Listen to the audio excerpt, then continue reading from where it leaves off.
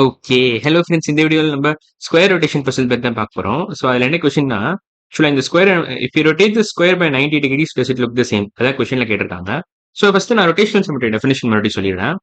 So rotational symmetry definition இதுதான். So if an object attains its initial position or orientation by rotating itself at an angle less than 360 degrees, then that particular object has rotational symmetry. So அதுக்கு meaning என்னன்னா, இப்போ ஸ்கொயரே எடுத்துக்கோங்களேன். Square 360 degree சுத்துறதுக்கு முன்னாடி அதை விட ஒரு குட்டி ஆங்கிள் சுத்தி அதே சேம் ஒரிஜினல் பொசிஷன் இந்த ஒரிஜினல் பொசிஷன் கிடைச்சதுன்னா ஸ்கொயருக்கு ரொட்டேஷனல் சிமெட்ரி இருக்குன்னு அர்த்தம். ஸோ இப்போ நம்ம ரொட்டேஷனல் சிமெட்ரி நம்ம ஆப்ல பார்த்துக்கலாம். ஸோ இப்போ இதான் ஆப். ஸோ இப்போ இதுல இந்த ஹெட் மட்டும் ஃபாலோ பண்ணுங்க. ஸோ எவ்ரி டைம் 90 டிகிரிஸ் திருப்பும் போது உங்களுக்கு அந்த ஒரிஜினல் ஓரியன்டேஷன் கிடைச்சிட்டே இருக்கும். அதான் ஐடியா. ஸோ இப்போ நான் ஸ்லோவா திருப்புறேன்.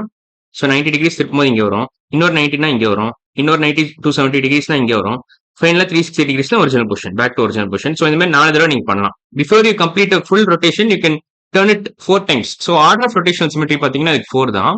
So order of rotational symmetry நான் இப்போ சொல்லிடுறேன், அதோட டெஃபினிஷன் என்னன்னு. So total number of times the figure coincides with itself in one complete rotation is called order of rotational symmetry. So இந்த இடத்துல பாத்தீங்கன்னா 4 தடவை இந்த மாதிரி கோயின்சைட் ஆகும். 1 2 3 4. ஓகேவா? So 4 order of rotational symmetry for square பாத்தீங்கன்னா 4 தான் வரும். ஸோ கொஸ்டின் என்ன கேட்டிருக்காங்க, if you rotate the square by 90 degrees does it look the சேம்னா எஸ் டெஃபினெட்லி.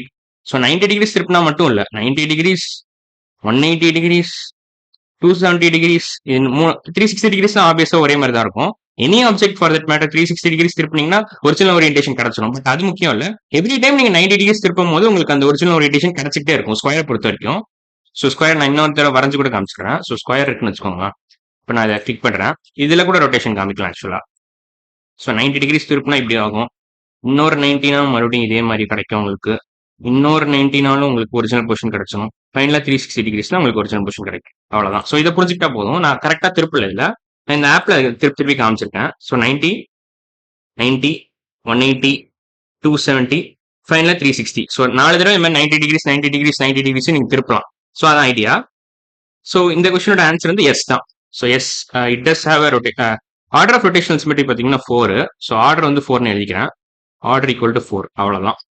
ஸோ இந்த வீடியோ பிடிச்சிருந்துச்சுன்னா லைக் பண்ணுங்க, ஷேர் பண்ணுங்க, கமெண்ட் பண்ணுங்க, சப்ஸ்கிரைப் பண்ணுங்க. கூகுளில் நீங்க ஹிப்போ மேக்ஸ்ன்னு சர்ச் பண்ணீங்கன்னா இன்னும் நிறைய வீடியோஸ் வரும்.